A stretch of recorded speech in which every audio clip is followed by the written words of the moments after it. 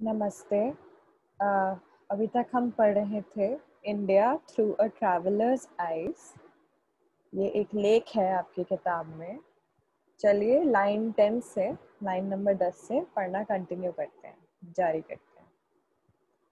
The real indictment against colonialism, however, was to be found in the villages of India. यानी लेखक कह रहा है कि जो असली कलंक है, असली अपराध, इंडाइटमेंट यानी चार्ज, आपकी किताब में दी गई है चार्ज, यानी एक तरह से एक अपराध, एक कलंक जो हम देख सकते हैं कलोनियलिज्म के खिलाफ।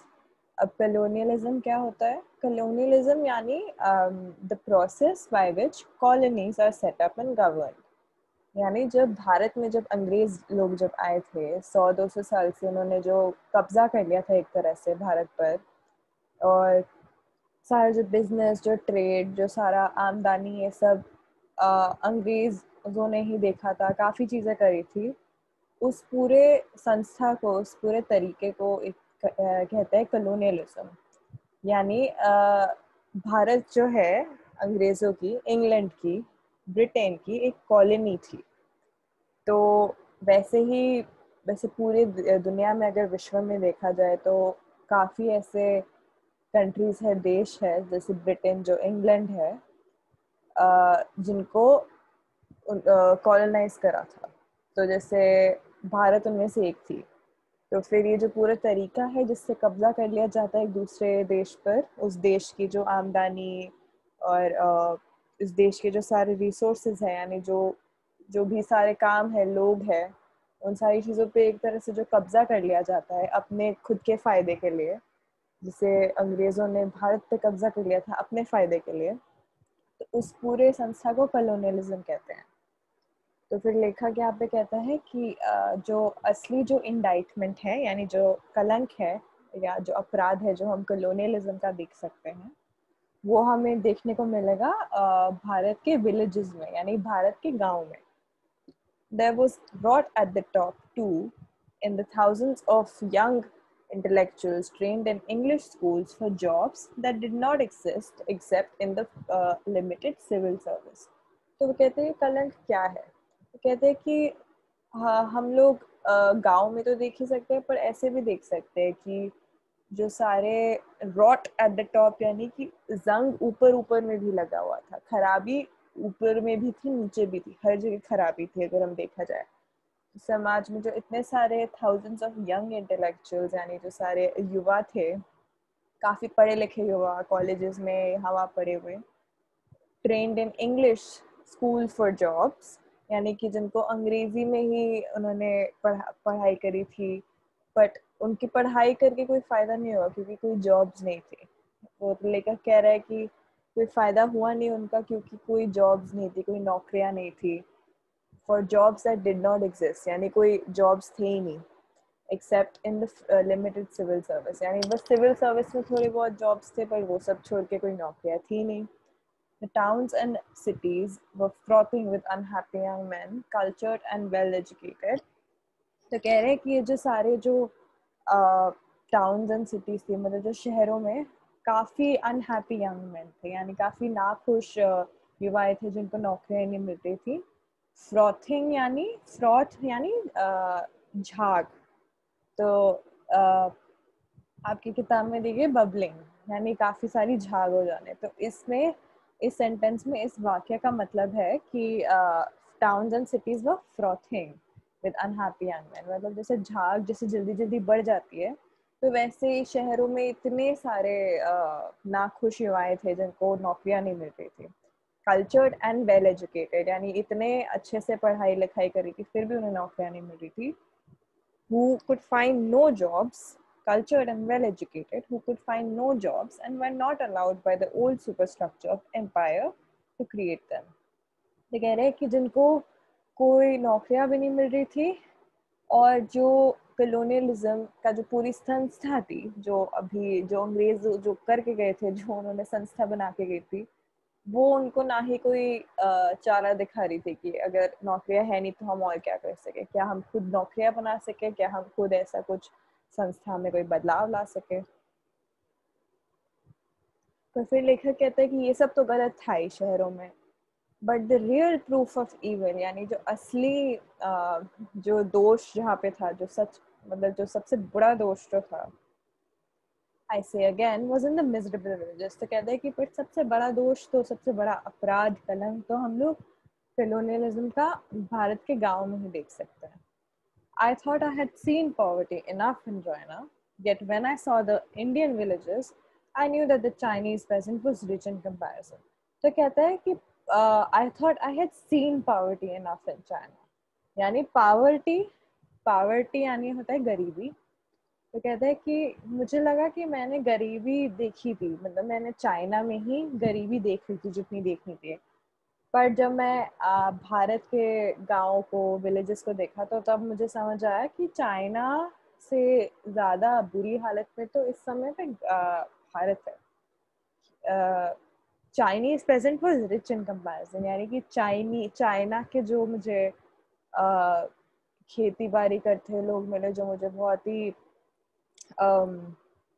वो लगे थे, काफ़ी ज़्यादा करीब लगे थे, वो तो अमीर हुए अगर हम लोग उनको इंडिया के या फिर भारत के साथ मिलके देखे तो। Only the Russian peasant I had seen years before could compare with the Indian villager.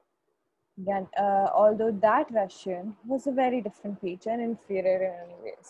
तो वो कहता है कि फिर वो बोलता है कि रशियन मतलब रशिया के जो लोग हैं, तो वो कहते हैं वो शायद हम फिर भी मेल जुल के देख सके कि ये भारत के एक गाँववासी की तरह है, यानी बट फिर भी वो कहता है कि ऐसा देख के मुझे लगा कि जैसे रशिया के जो पेजेंट है या फिर रशिया के जो खेती बाड़ी करते लोग हैं, वो शायद फिर भी हम देख सकते कि वो भारत की तरह है थोड़ा बहुत। पर फिर वो कहता है कि लेखक कि पर रशिया के तो चलो फिर भी अलग ही लोग होते हैं। फिर वो कहते हैं कि for the Indian peasant was like the Chinese, यानी वो कहता है कि पर इंडियन जो मतलब भारत के जो भी गांव या ग्राम में जो रहते हैं वो लोग जो हैं, वो फिर भी चाइना के, चाहे वो उनसे थोड़े ज़्यादा गरीब हो, पर उनके चाइना की तरह थोड़े बहुत तो है। मतलब लेखक अपनी राय बता रहे हैं ऐसे, उसको क्या लगता है। तो for the Indian peasant was like the Chinese in being a person innately civilized, यानी तो फिर वो कहता है कि इंडियन पेजेंट जो है, यानी भारत का जो गाँववासी है, वो फिर भी चाइना के जो ग्राम में रहते हैं उनकी तरह थोड़ा बहुत है। कैसे? क्योंकि वो कहता है कि is a person innately civilized. अब सिविलाइज्ड का क्या मतलब होता है? सिविलाइज्ड का मतलब होता है बहुत शिष्ट, यानी बहुत शिक्षित तरह का इंसान, जो एक तरह से समझ सकते हैं कि जो जंगली ना हो। तो वो कहता है कि अंदर ही अंदर भारत के लोग भी शिक्षित है, सभ्य है, शिष्ट है, उनको भी, उनकी भी पूरी सिविलाइजेशन है। तो इननेटली का क्या मतलब होता है? मतलब स्वाभाविक रूप से, यानी उनका वो स्वाभाविक रूप से वैसे ही लोग हैं, स्वाभाविक रूप से वो लोग शिष्ट है। The maturing culture of an organized human family life and profound philosophical religions has helped shape his mind and soul, even though he could not read and write. तो फिर वो कहता है कि कैसे ये शिक्षित है? तो कहता है कि इनका कल्चर ही ऐसा है। कल्चर यानी कि उनका जो पूरा समाज है, जिस तरह से वो बड़े हुए, और फिर organize human family life and profound philosophical religion. तो यहाँ पे आप देख रहे हैं कि काफ़ी बड़े बड़े ऐसे शब्द तो यूज़ कर रहे हैं, बट मतलब उनका बस यही है कि एक ऑर्गेनाइज यानी एक संस्था रूप में जो इनकी जो फैमिली लाइफ होती है, यानी जो इनके पारिवारिक इनके जो पूरे संस्थाएं होती है, या फिर जो इनके सीख होते हैं, जो इनके कल्चर, इनका जो ट्रेडिशन होता है, जो इनके रीति रिवाज होते हैं, एंड प्रोफाउंड फिलोसफिकल रिलीजन, यानी रिलीजन यानी जो भगवान में जो मानते हैं। तो फिर प्रोफाउंड का क्या मतलब होता है? प्रोफाउंड यानी गंभीर, परम रूप से। जैसे फिलोसफिकल रीजन्स जो भी उनके सीख वगैरह होते हैं रिलीजन्स को लेके, यानी जो भगवान को लेके, तो इन्होंने भारतीय लोगों के shaped his mind and soul, यानी उनका पूरा उनका मन, उनकी समझ, सब चीज़ों को उन्होंने, उनकी आत्मा को सब कुछ को उन्हें समझ के उन्होंने बनाया है। वो जो जिन भी चीज़ों में मानते हैं, इन सब चीज़ों ने उनको एक अपना खुद का रूप दिया है, even though he could not read and right. और ये सब तब भी जारी रहा है अगर जब वो पढ़ लिख भी नहीं सकते।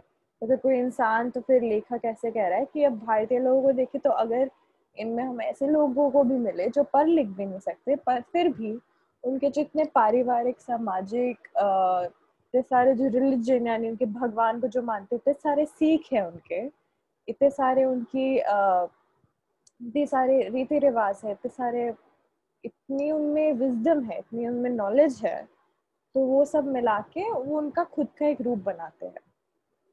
And the children, the little children of the Indian villages, how they tore at my heart. Thin, big-bellied and all with huge sad dark eyes. तो फिर ऐसे लेखक कहता है, फिर और अब जब मैं बच्चों को देखूं, तो फिर वो गांव के बारे में बात कर रहा था, कि गांव के लोगों के बारे में बात कर रहा था भारत के। तो देखता कि अगर मैं ग्राम के जो बच्चों को देखूं तो मुझे कितना बुरा लगता था उनके लिए। How they tore at my heart, यानी टोर यानी फाड़ना, टीयरिंग यानी जैसे पेपर फाड़ते हैं, एट माई हार्ट यानी मतलब दो, ये एक मुहावरा जैसा है मान लीजिए। टोर एट माई हार्ट यानी कि जैसे मेरे दिल पे से दिल को फाड़ देते थे। मुझे इतना बुरा लगता था इन छोटे छोटे बच्चों को देख के, जिनके पास खाना नहीं था, बहुत पतले थे, और with huge sad dark eyes, मैंने बड़ी बड़ी आंखों, जो बहुत ही उदास आंखें थी। I wondered that any Englishman could look at them and not accuse himself.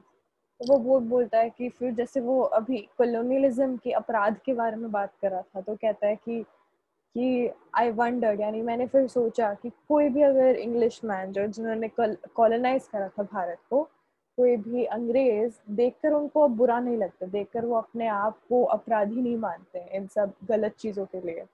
300 years of English occupation and rule, and could there be children like this? तो वो कहता है कि 300 साल की इंग्लिश ऑक्यूपेशन यानी अंग्रेजी कब्जा, ऑक्यूपेशन यानी कब्जा, तो और 300 साल का उन्होंने कब्जा करा, और फिर भी ऐसी चीजें, ऐसी गलत चीजें हो रही है। अगर अंग्रेज आए थे ये बोल के कि वो हमारा भले के लिए आए थे, तो फिर भी हम ऐसे भूखे बच्चों को क्यों देख रहे हैं? लेखक ये कहता है। Yes, and millions of them. इतने सारे, millions यानी करोड़ों, सैकड़ों. And the final indictment surely was that the lifespan in India was only 27 years. 27 years. तो फिर कहते हैं कि और सबसे बड़ा अपराध तो कॉलोनियलिज्म का यही है कि लाइफ स्पैन जो था इंडिया में, यानी लाइफ स्पैन यानी जितने साल तक कोई एक इंसान जीवित रहता है।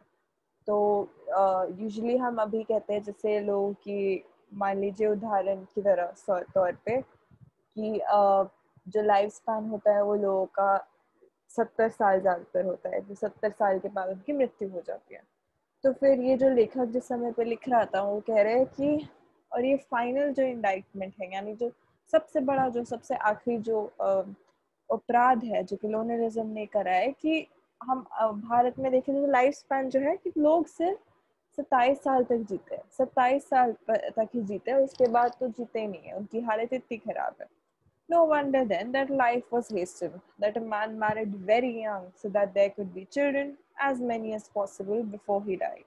तो कहता है कि फिर तो किसी चौंकने की बात ही नहीं है। No wonder then, मतलब no wonder, मतलब कोई चौंकने की बात ही नहीं है कि अगर 27 साल पे आदमी मर रहा था तो वो अपने जीवन को जितना जी सके जीना चाहता था। लाइफ वॉज हेस्टेंड, हेस्टेंड यानी जल्दबाजी, हेस्टेंड यानी जल्दबाजी में, कि मैन मैरिड वेरी यंग, सो फिर बहुत ही जल्दी बच्चे शादी कर लेते थे, लोग शादी कर लेते थे, और जितने उनकी बच्चे हो सके कर लेते थे, ताकि उनकी छोटी भी अगर जीवन हो गई, 27 साल की भी जीवन हो, तो उन्होंने कुछ तो करा। I loved England, remembering all the happy journeys there. But in India, I saw an England that I did not know. तो लेखक कहता है कि मुझे मतलब इंग्लैंड मुझे बहुत पसंद था, मैं प्यार करता हूँ इंग्लैंड से, और काफ़ी मेरी हैप्पी जर्नीज भी हुई थी। मतलब मैं याद करता हूँ मेरी सारी खुशहाल जो यादें हैं वहाँ पे। But in India I saw in England I did not know. फिर कहता है बट भारत में आके मैंने एक अंग्रेज या फिर एक इंग्लैंड देखा जिसको मैं नहीं जानता था। And I was forced to see that if the English in many ways, the finest people on earth, people who blazed the way for all of us to achieve the right of men to rule themselves, if colonialism could so corrupt even these, then indeed none of us could dare become the rulers of empire. तो ये एक ऐसे बोलता है कि and I was forced to see that if English in many ways the finest people on earth, तो कहते हैं कि फिर ये सब कठिनाइयाँ भारत में देख के फिर मैं ये देखता हूँ कि ये जो अंग्रेजी जो लोग हैं, अंग्रेज जो है, जो अपने आप को, और हम भी समझते हैं कि अंग्रेज जो है सबसे अच्छे लोग हैं दुनिया में, मतलब सबसे सक्सेसफुल, सबसे उनके पास सब कुछ है, उनके पास पैसा है, उनके पास मकान है, उनके पास सोशल स्टेटस है, उनके पास सब कुछ है, और हम वो सबसे अच्छा मानते हैं, उनकी तरह बनना चाहते हैं। और people who blaze the way for all of us to achieve the right of men to rule themselves। तो वो लेखक कहता है कि अगर हम अंग्रेजों को ऐसे लोग मानते हैं जो सबसे अच्छे लोग हैं, जिनके पास सब कुछ है पूरे विश्व में, जो ऐसे लोग हैं जिन्होंने हमें राह दिखाई कि कैसे हम सरकार बनाए, कि हम कैसे एक देश चलाए, अगर हम ऐसा मानते हैं उन लोगों को, अगर कलोनियलिज्म ने ऐसे लोग को इतने बुरे लोग बना दिए जिन्होंने पूरे देश को ऐसी कठिनाइयों में डाल दिया, then indeed none of us could dare become the rulers of empire। तो लेखक ऐसा कहता है कि अगर ऐसे लोग भी जिनको हम इतना अच्छा मानते हैं, जो जिन्होंने कलोनी जिनके पास सब कुछ है, जिन्होंने इतना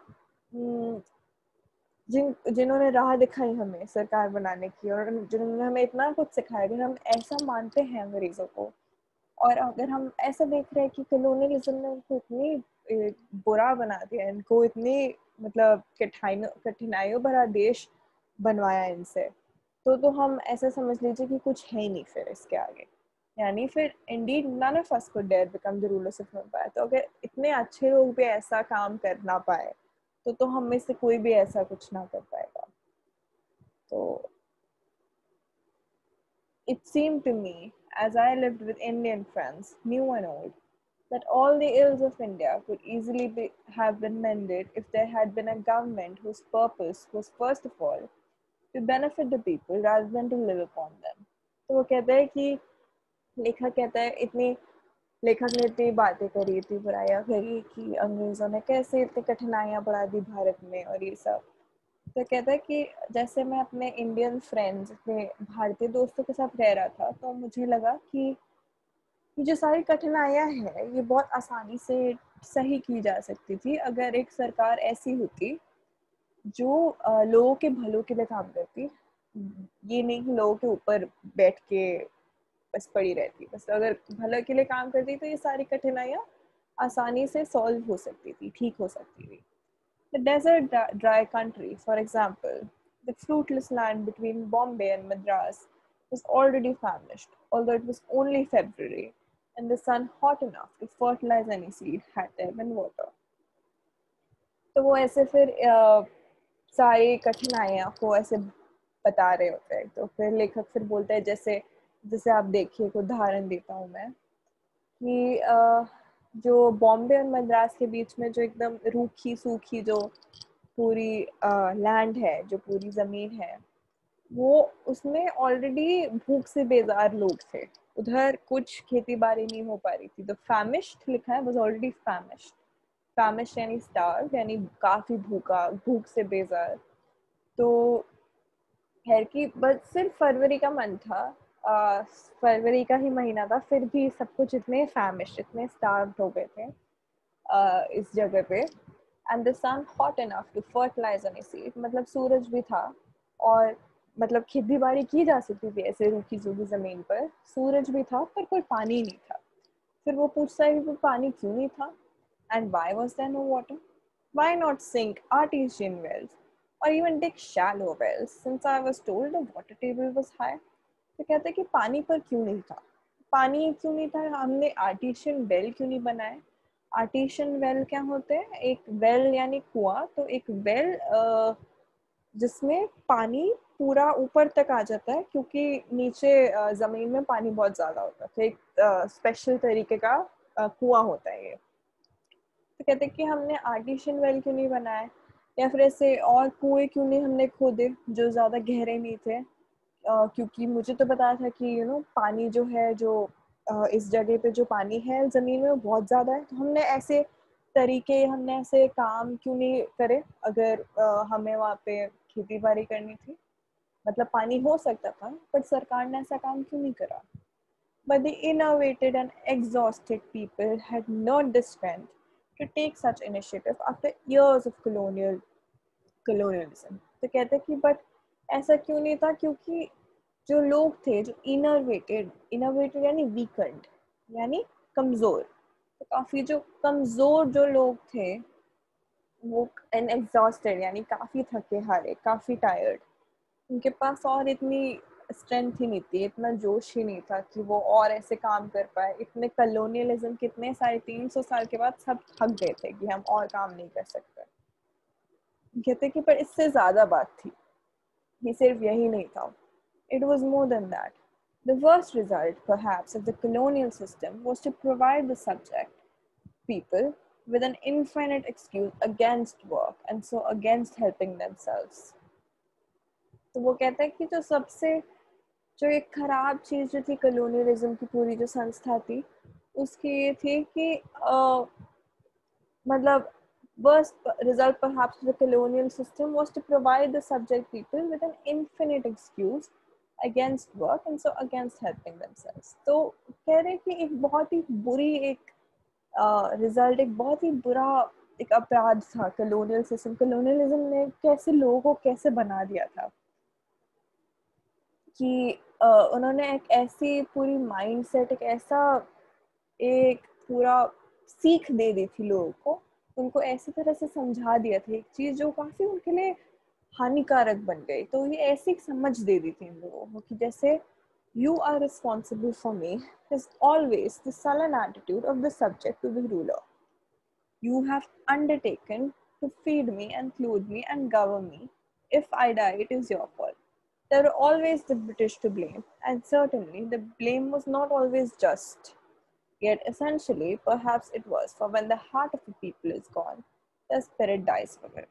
तो कहते कि ऐसी colonialism ने एक ऐसी समझ दे दी थी लोगों को कि लोगों को लगा कि उनका एक राजा है, उनका अगर अंग्रेज उनके जो अगर एक राजा है, तो फिर वो अपने राजा को हमेशा बोल सकते हैं कि you are responsible for me, यानी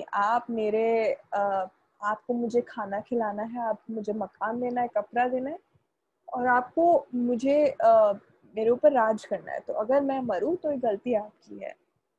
तो ये जो sullen attitude of the subject to the ruler, sullen यानी एक रूठा हुआ, एक बहुत ही ऐसे नजरिया है, ऐसे एक समझ दे दी कि ये राजा का ही काम है कि वो मेरा मेरा ख्याल रखे, मैं कुछ नहीं करूँगा, और अगर मैं मरूँ तो इनकी गलती है। तो एक ऐसी समझ दे दी थी पूरे कलोनियलिज्म 300 साल की इस संस्था ने कि तो फिर लोग खुद काम ही नहीं कर रहे। अब लेखक ही अपनी राय दे रहा है, लेखक ऐसे समझा रहा है। There were always the British to blame, and certainly the blame was not always just. कहते हैं कि जब ऐसी भी अगर सोच थी, बट ये सही है या गलत ये तो हम बोल नहीं सकते। Yet essentially perhaps it was. तो वो ये भी कह रहे हैं कि शायद सही भी थी ये सोच, गलत भी थी ये सोच। तो ये कह रहे हैं कि इतने 300 साल का लेखक मूल भाव से ये बोलने की कोशिश कर रहा है कि 300 साल तक ये जो इतना सहा है लोगों ने कलोनियलिज्म के हाथ से कि अब उनको समझ नहीं आ रहा था कि हम आगे खुद कैसे बढ़े। तो मूल भाव ये है इस पैराग्राफ का। लुकिंग बैक, एक second. Looking back, I find that among the many impressions of the people of India absorbed while I lived among them, and still clear in my mind, is the reverence for great men and women. तो वो कहते हैं कि अब अगर फिर अब लेखक बात करें कि अगर मैं सोचूं तो मेरा जो भारतीय लोगों का जो असर रहा है मेरे ऊपर, वो यही है कि जब मैं उनके साथ रहा था तो मैंने उनसे यही समझा कि उनको एक चीज़ उनको बहुत पसंद है, वो एक तरह का आदर, एक भक्ति है काफी लोगों के लिए, जो reverence for great man and women, यानी कि काफी लोगों को जो काफी ऐसे भारत में ऐसे जो जनता है वो कुछ लोगों को काफी ज्यादा मानती है, तो उनके लिए जो आदर है उनके दिल में, तो ये चीज मैंने काफी नोटिस करी। ये चीज मुझे पे बहुत असर पड़ा इस चीज का। लीडरशिप इन इंडिया, लीडरशिप यानी नेता ये, या फिर जो लोग लीडर क्या होता है, लीडर यानी जो एक ऐसा इंसान जो लोगों को राह दिखाता है। तो leadership in India can only be continued by those whom the followers consider to be good, that is capable of renunciation, therefore not self-seeking। तो फिर ऐसे करके वो बोलता है कि जो लीडरशिप है यानी जो नेतागिरी है, अगर मैं भारत में देखूं तो फिर वो सिर्फ कंटिन्यू यानी तब तो ये नेता लोग या फिर ये राह दिखाने वाले लोग भारतीय जनता सिर्फ उन्हीं लोगों को मानती है जो केपेबल ऑफ रेनाउंसिएशन होते हैं, यानी जो आत्मत्यागी जैसे लोग होते हैं, process of giving up self interest, यानी जो अपना भला नहीं समझते हैं। This one quality for them contains all others. तो कहते हैं कि भारतीय लोगों के लिए ये एक जो क्वालिटी है यानी एक आत्मत्यागी होना सबसे बड़ी बात है। A person able to renounce personal benefit for the sake of an idealistic and is by that very fact also honest, also high-minded, therefore also trustworthy। तो कहता है कि ऐसा इंसान भारतीय जनता के लिए उनको राह दिखा सकता है, उनका लीडर हो सकता है, उनका नेता भी हो सकता है अगर वो आत्मत्यागी हो, क्योंकि वो उनके लिए काफी भरोसेमंद है, काफी ऑनेस्ट है, काफी इज्जतदार इंसान है। I felt that the people, even those who know themselves venal and full of faults, search for such persons। तो लेखक कहते हैं कि मुझे ऐसा लगा कि जो लोग खुद भी काफी दोषी लोग थे, जो काफी बिकाऊ या भ्रष्टाचारी लोग थे, वीनल यानी भ्रष्टाचारी, बिकाऊ काफी दोषी इंसान, वो भी ऐसे लोगों को ढूंढते थे, उनको भी ऐसे लोगों को फॉलो करना काफी पसंद था। The devotion given nationally to Gandhi and finally even internationally is well known, but I found the same homage paid to local persons who in their measure were also leaders because of their selflessness। तो वो कहता है कि ऐसा एक तो नेता, एक जो राह दिखाने वाले, एक जो लीडर था हमारा, वो तो गांधी जी भी थे, और उनको काफी हर जगह उनको काफी नाम, उनका बड़ा डिवोशन यानी मतलब श्रद्धा दी गई, प्रार्थना एक तरह से। तो उन्होंने कहा गांधी जी तो थे जो देश और प्रदेश में काफी जाने माने थे, बट उन्होंने कहा कि ऐसा सेम होमेज, होमेज क्या होता है, होमेज यानी एक तरह से सम्मान, आदर देना, असम्मान देना। तो वो कहते हैं कि ऐसे काफी लोकल लोग भी थे, यानी ऐसे छोटे छोटे गांव शहरों में भी ऐसे काफी लोग थे जिनको लोग काफी मानते थे, जिनको लोग लीडर मानते थे, नेता मानते थे, क्योंकि वो भी काफी आत्मत्यागी लोग के थे, काफी सेल्फलेसनेस यानी स्वार्थता यानी काफी आत्मत्यागी लोग थे। Thus, I remember a certain Indian village where I had been invited to visit in the home of a family of some modern education। ये कहते हैं कि आई रिमेम्बर, मुझे याद है एक ऐसा भारतीय गांव था जहाँ पे मुझे इनवाइट करा गया था, जहाँ पे मुझे कि आप आइए, मेरे घर आइए और मुझसे मिलिए। वैसे किसी परिवार से मिलने गए थे लेखक, कहते जो और उनको पता था कि इस परिवार में लोगों ने काफ़ी मॉडर्न एजुकेशन करी थी, यानी काफ़ी पढ़े लिखे लोग थे जहाँ पर उनके पास इतना पैसा नहीं था, तो ऐसे परिवार में, ऐसे घर में गए थे लेखक। The house was mud walled and the roof was made of thatch। तो काफ़ी मतलब मिट्टी से बनी थी वो घर की दीवारें मिट्टी से बनी थी, और उनका जो छत था घास से बनी थी। Inside was several rooms, however, the floor smooth and polished with the usual mix of cow dung and water। तो लेखक घर उनका समझा रहे, डिस्क्राइब कर रहे हैं कि काफ़ी कमरे थे अंदर, और जो फ्लोर्स जो थे वो काफ़ी स्मूथ थे, यानी काफ़ी फर्श उनकी काफ़ी साफ थी, गोबर पानी से बनी हुई थी। और the active master of the house was not the head of the family but a younger brother. तो कहते हैं कि जो उनका हेड ऑफ द फैमिली यानी जो परिवार को जो सबसे टॉप पे सबसे ऊपर रहता है, जैसे कई बार परिवार के हेड ऑफ द फैमिली होते हैं पापा या आपके दादाजी ऐसे लोग जो होते हैं, तो वो कहते हैं कि पर ऐसा ऐसा कोई नहीं था वहाँ पे। उनका एक छोटा भाई था, वो हेड ऑफ द फैमिली था, वो परिवार के सबसे ऊपर था, वो देखता था सब कुछ। This I discovered when I arrived, for before we entered the house, my host led me to a curious sort of cage, standing well above the ground on four posts. तो कहता है कि ये मुझे कैसे समझा, ये मैंने समझा कि जब मैं अंदर गया मैंने देखा कि घर के बाहर ही जो मेरा होस्ट था, यानी जो मुझे यहाँ वहाँ जो दिखा रहा था घर के अंदर, परिवार का जो हेड था, होस्ट था, उन्होंने मेरे को दिखाया कि एक छोटा सा, मतलब एक पिंजरा जैसी चीज थी जिसके चार पाए थे, चार पैर थे। और उस पिंजरा के अंदर मुझे फिर देखा कि बहुत आश्चर्यचकित हो गई देखकर ये देखकर कि एक बहुत बुरे इंसान, एक बुरा आदमी उधर बैठा हुआ था अंदर। एक छोटा सा एक बेड, ऐसे पिंजरे के अंदर एक छोटी सी एक पिलो के ऊपर, तकिए के ऊपर उनका सर रखा हुआ था।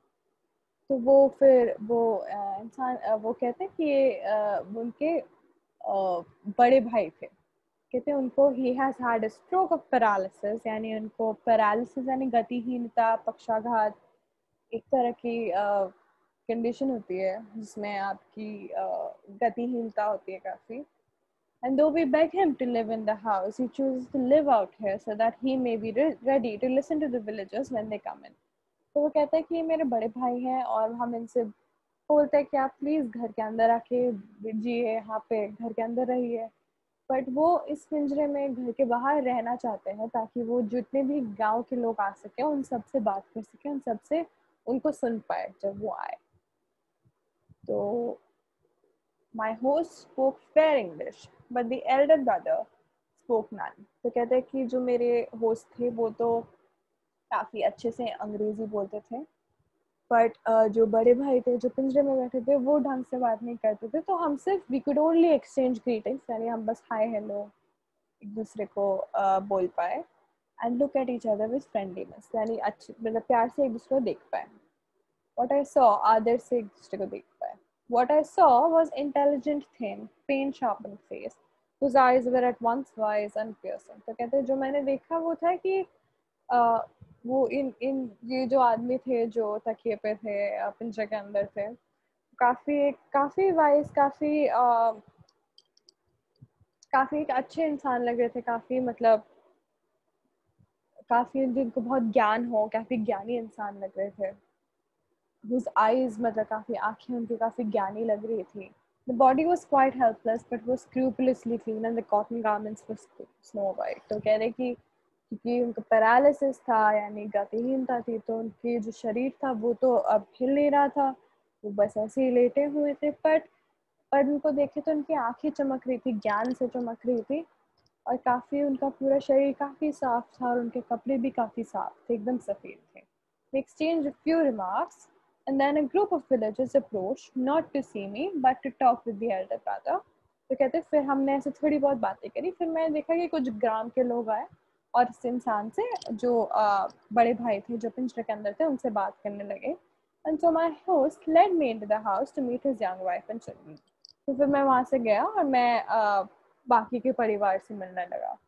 All during my stay, I watched that cage, and seldom indeed did I see it except surrounded by people, and never, as long as daylight lasted, without at least one man squatting on the ground, talking earnestly and then listening.